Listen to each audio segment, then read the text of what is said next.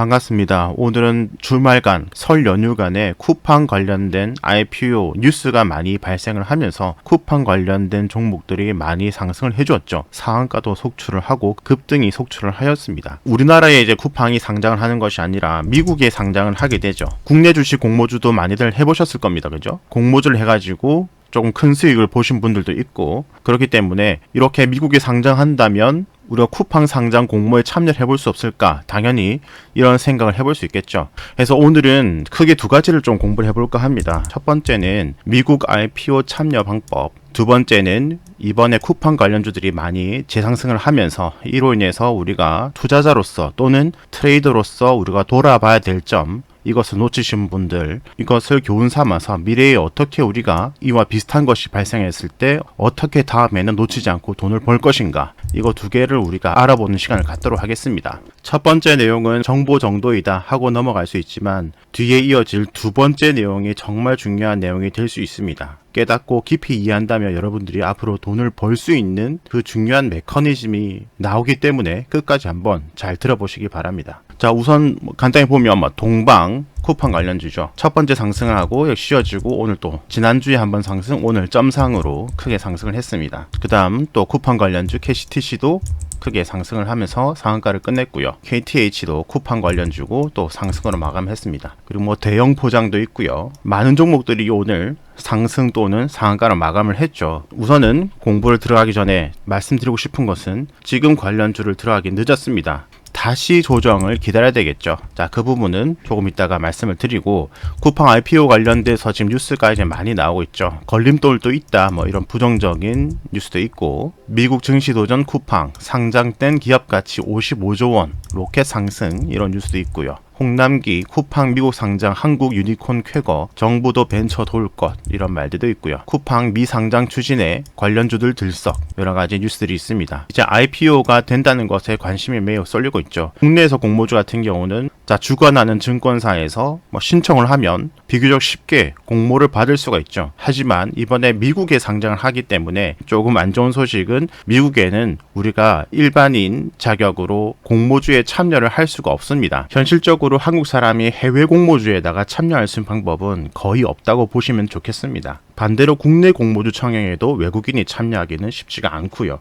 그런 것들로 인해서 예전에 빅히트가 상장을 할 때, 공모주 청약을 할 때 해외에 있는 아미들이 빅히트 공모주에 참여를 하고 싶었지만 그것이 되지 않으니까 이제 간접적으로 예를 들어서 넷마블 같은 곳에다가 투자를 많이 했죠. 이제 넷마블이 빅히트에 투자가 되어 있으니까 이렇게 간접적으로 빅히트에 투자하는 방법으로 투자를 하였고, 그래서 이제 관련주들이 이렇게 많이 상승하게 되었죠. 그런 의미로 이번에 관련주들 상승이 다른 종목들 상승보다는 더 크게 나올 수도 있다. 왜냐하면 직접적으로 우리가 공모주에 참여를 할 수 없으니까 관련주에 더 많은 관심이 갈 수밖에 없겠죠. 여기서 근데 한 가지 다른 대안이 있습니다. 바로 미국의 IPO ETF를 투자를 하는 방법입니다. 지금은 이제 해외 주식 창이고요. 여기 3개 지금 제가 관심 종목에 넣어놨습니다. 첫 번째 ETF 종목은 First Trust US Equity Opportunities라는 ETF입니다.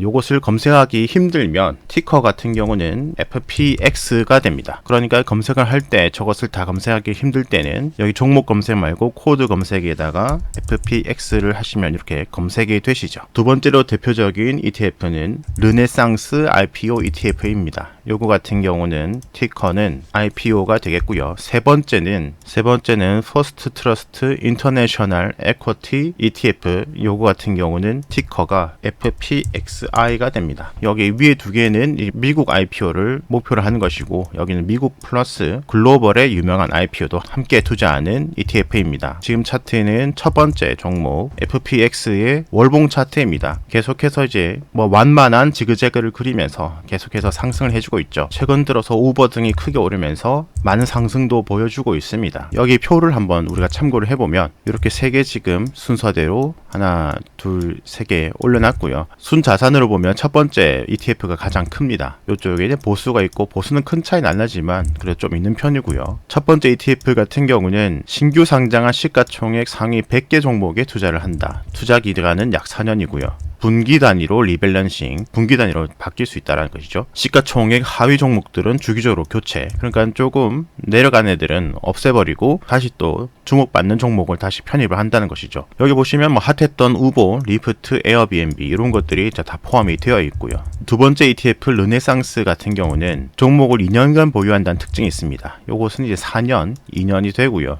이번에 쿠팡의 IPO가 규모가 매우 클 것으로 예상이 되고 있기 때문에 이러한 IPO ETF에 편입될 가능성이 매우 많아지고 있습니다. 이제 IPO 이후에 업등락이 이제 처음에는 좀 심할 것이고, 또 어떤 신규 상장주는 많이 올라갈 수도 있지만 또 어떤 신규 상장주는 또 많이 내려갈 수도 있겠죠. 그 중에 어떤 종목은 스타가 나올 수 있고, 그 어떤 종목은 또 소위 뭐 쓰레기 기업이 되어서 없어질 수도 있고요. 뭐 이런 것들을 우리가 조금 안전하게 투자를 하기 위해서 이런 ETF를 활용을 하면 한 종목에만 투자를 하는 것이 아니라 여러 군데 투자를 하는 거기 때문에 그 중에서 좀 안 좋은 것들이 있다 하더라도 상승해주는 종목들 때문에 이렇게 계속적으로 좀 우상향해주는 흐름을 보여줄 수가 있습니다. 뭐 이것을 이제 뭐 투자를 하라 안 하라 이것을 떠나서 이제 이러한 방법이 있다라는 것이고, 직접적으로 우리가 미국 공모 참여를 할 수 없으니까 자 이런 방법이 있다 알고 넘어가는 정도로 하고, 여기에 관심이 가시는 분들은 조금 더 이제 개별적으로 공부를 해볼 필요가 있겠죠. 하지만 수익률이 당장 크게 나질 않고, 그리고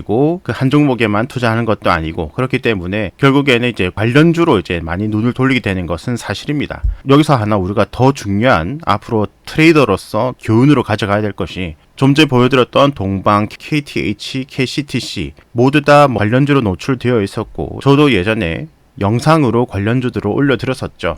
약 한 달 전에 여기 쿠팡, 나스닥으로 로켓 배송 해가지고 쿠팡 관련주들 정리해서 올려드렸습니다. 자, 그 시기가 동방으로 본다면 한 요 정도 되는 시기였죠. 이미 올라 버렸으니까 여기선 타지 말고 조정을 기다리고 그때를 노려야 된다라고 말씀을 드렸죠. 한번 간단하게 한번 들어볼까요? 한 중간 정도의 6KCTC 설명 구간입니다. 관련주를 알아보는 것으로 좀 초점을 잡고 이렇게 많이 올라갈 때 따라 붙으면 내려갈 때 손절을 못 하시면 진짜 속된 말로 식겁합니다. 손절 안 되시는 분들은 따라 올라가는 것은 무리고요. 올라갔다가 다시 내려와서 다시 이평선들 지지받을 때 그때가 좋은 위치가 될 것입니다. 다음 관련 자 보시면 KCTC, 자 이 부분에서 이제 설명이 나갔었죠. 여기가 1월 12일입니다. 오늘이 2월 15일이니까 약 한 달 전쯤이죠. 자 이렇게 오른 것은 기다렸다가 쿠팡 상장이 아직 안 했잖아요. 그죠? 쿠팡 상장하기 전까지는 계속해서 이런 이슈가 주기적으로 터져줄 수가 있다. 그렇다면 이미 오른 것은 나의 손을 떠난 겁니다. 이제 여기서 아쉬워해봤자 끝난 거죠. 여기서 2연상, 3연상, 4연상 갈 것을 기대를 하지만 그렇게 나올 확률이 안 날 확률보다 더 적기 때문에 우리는 기다려야 된다는 것이죠. 그리고 난 다음에 이동평균선들이 이렇게 60 올라오고 20 이렇게 생기고 하면 결국에는 이 조정을 받을 것인데, 이때가 우리가 매수를 고려해볼 시점이고, 그 매수를 하기 위해서는 쿠팡 상장 전이에 돼야 되겠죠. 여기 사이에 쿠팡이 상장해버리면 이미 재료는 소멸이 돼버리는 것이고, 결국엔 주가라는 것은 기대감으로 오르기 때문에 주가가 여기까지 조정을 받았지만 아직 쿠팡이 상장하지 않았다면 여기가 매수 기회가 될 수 있다. 그러니까 재료가 살아있고 기대감이 살아있는 종목이라면 올랐을 때는 참아주고, 그 다음에